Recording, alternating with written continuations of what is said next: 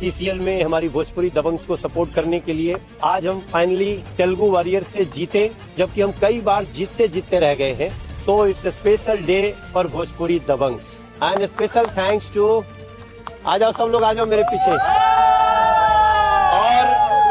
हमारा vice captain हमारा Nirahua. Hello दोस्तों, तो अभी आप लोग ये वीडियो देख रहे हैं, जो कि मुझे बहुत शर्म आ रहा है ये वीडियो देखकर।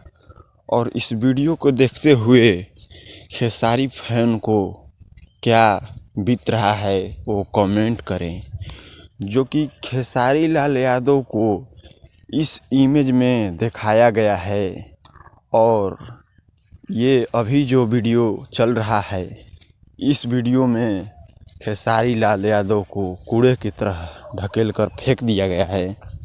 और खेसारी लाल यादव को सारे भोजपुरी इंडस्ट्री के जितने भी एक्ट्रेस हैं, वो खेसारी लाल यादव को इस इंडस्ट्री से फेंकना चाहते हैं।